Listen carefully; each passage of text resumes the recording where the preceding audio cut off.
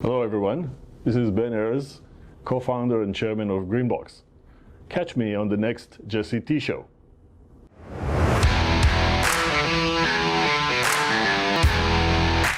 Ben Errez, welcome to the Jesse T Show. How you doing, man? Hey, doing well, man. It's been a blast coming to San Diego and finally get to meet you and the team. It's been amazing. Happy to meet you. Happy to be here. Likewise. So we're going to kick off an amazing journey that only you can tell. It's your story. It's basically up until today, you know, a chapter of the life story.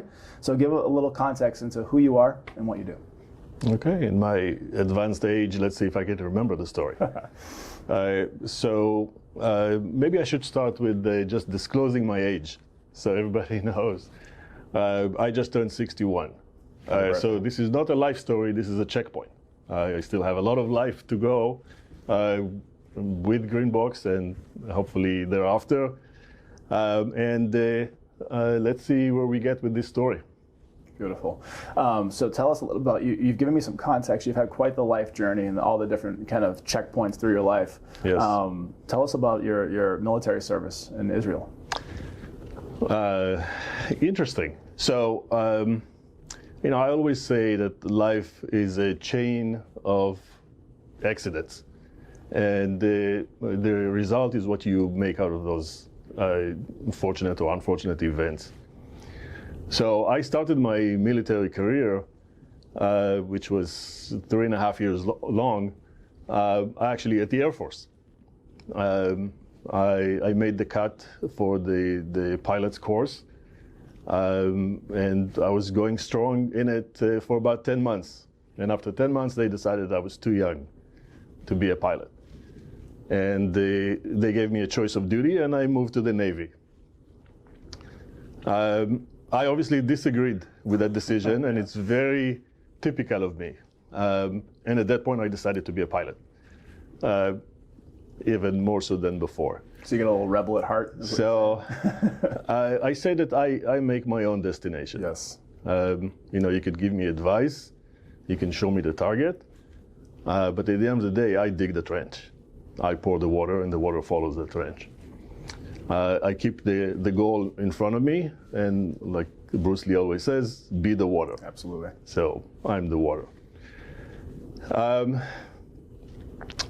So after moving to the Navy, I had an opportunity to do something that most soldiers do not do, and that is to build my own ship. And we got a team together. I was just part of the team, very young soldier. There was about 60 of us. And we went to the Israeli Navy Industries facilities up in Haifa, the north part of Israel. And we actually built a ship. We had basically a blank canvas. We got the team together, and each one of us brought from their experience where this cabinet should be and where this gun goes and how to design the computer interfaces and all of that stuff. Was it in more a missile ship? A missile ship, okay. Yeah. It was the largest in the Navy at the time. They are bigger now, but we went to war in that one. Okay.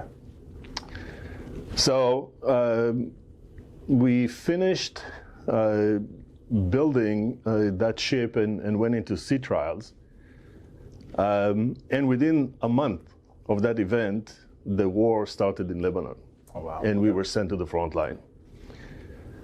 With a ship that was untested, barely had its first cargo on the first tank of gas, which was, I still remember, 170,000 gallons. It was a long time to refuel. Oh, yeah. And then went to war. So just like every other launch, I guess that was a beta ship. And we had some interesting events with the guns misfiring and the cannons not working. And we had to work on it at war in real time. And because it was the newest ship in the Navy at the time, all of the journalists were on it. So every screw up was well documented. Oh my goodness, yeah. Which was a fun thing. Actually, it made us make the Navy magazine at the time, and I was on the cover. I still have that article telling the story of how under fire we fixed that the front cannon. I was inside of it. It was that big. Worked on it for about 15 hours. Wow. And then he went right back to war and started firing again. Were you taking on missiles or gunfire from, Not missiles, but gunfire, of course. Wow. Yeah. That was another interesting thing. After having this, first live encounter with the media, I noticed that I like it. Did you? Not to say that I would cause it on purpose, but we had some crazy events thereafter, and we started documenting things.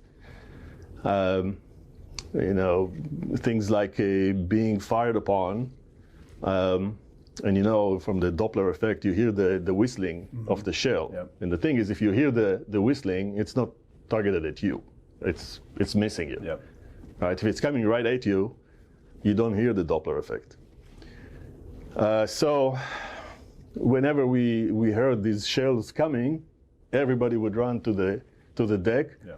And with the cameras in hand. Wow. Right? That's before selfies. Yeah. Right? Before iPhone, before cell phone. Wow.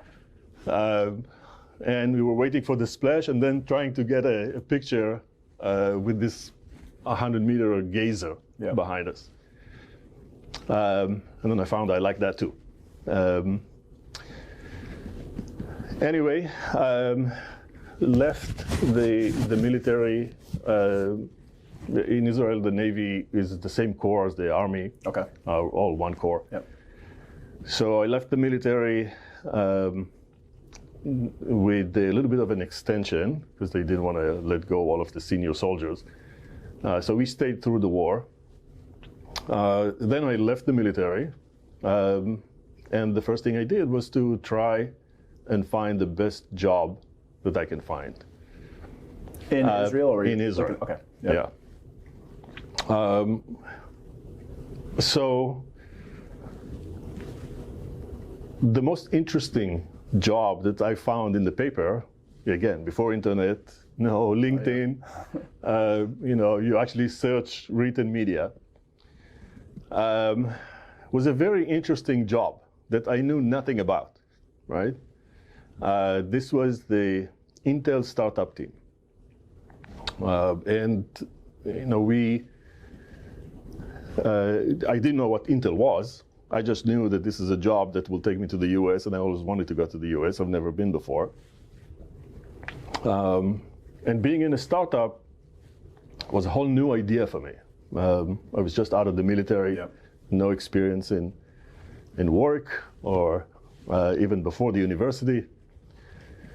The basic requirements were a master's degree in applied physics or chemistry, and obviously I had neither, right? But I said, I'm a smart dude. Let me try and figure it out, and I registered for the testing event together with 3,100 other people. Wow. Quite the field of competition. Yes. Not 10 or 20. And all of them, academics, I assume, with 120 open positions. And I said, yeah, why not? Let's take the test and figure it out. So the test was scheduled for about 4 hours. And I entered this big wedding hall, which is where the test was conducted.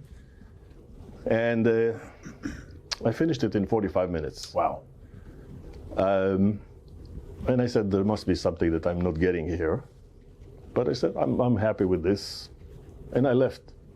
And people stayed after me for over 3 hours. Not too long after that, I get a call from Intel. And on the phone was and by the way, we only had phone for 5 years at that point. So I'm dating myself. And on the phone was Dov Froman, Dov is a Holocaust survivor. Okay.